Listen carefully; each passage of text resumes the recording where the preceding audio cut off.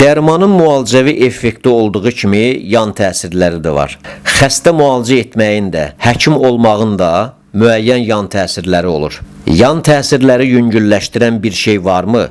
Başqa sözlə desək, gündəlik stresi necə çıxardırsınız? Axırdan başlayaq. Yəni ki, deyirlər stres, heç vaxt o stres çıxmır. Neçə ki, xəstə evinə sağ-salamat getmir. Gedir, çatır, qapıdan, xəstəxanadan çıxır və onda bilirsən ki, artıq sən yaxşı yoldasan, düz yoldasan. Yəni, onda sən o stresini qutaracaq. Bəzən biz görünüşcə göstəririk ki, bizdə heç bir stresimiz yoxdur, özümüzü sakit aparırıq.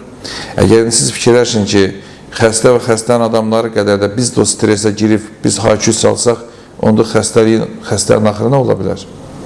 Yəni, biz soyuq başla hər şeyə yanaşmalıyıq. Və yanaşılmış soyuq başla, soyuq ağılla və xəstənin düzgün vaxtında müalicə etməyə çalışmalıyıq. Çalışırıq da.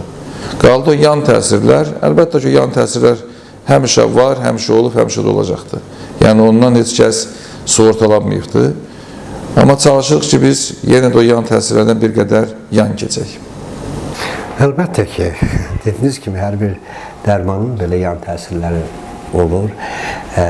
Elə bir dərman yoxdur ki, onun əlavə təsirləri, yan etkiləri olmasın. Bizim fəaliyyətimizin də yan təsirləri var, əlbəttə ki. Hər gün bu yan təsirləri biz üzərimizdə hiss edirik. Fəaliyyətimizdən əlbəttə ki, ləzzət alırıq. Bəzən bu ilə qürurlanırıq. Ancaq yan təsirlər də olur, sağlamlıq gedir əldən. Yoruluruq, üzülürük. Əlbəttə ki, bizim məşhur həkimlərin bir ifadəsidir. Həkim bir şamdır, yanır, istisinə başqaları qızılır. Necə bu yan təsirləri biz kənarlaşdırırıq? Əlbəttə ki, dincəlməklə, bəzən musiqi ilə, bəzən sakitlikdə belə səssiz oturmaqla, bəzən başqa bir belə deyək, mühitdə dostla, qohum-əqrəbə ilə söhbət etməklə, gəzməklə, belə yatmaqla çalışırıq ki, əlbəttə ki, iş fəaliyyətimizi bərpa eləyək və psixi fəaliyyətimizi bərpa eləyək. Əlbəttə var.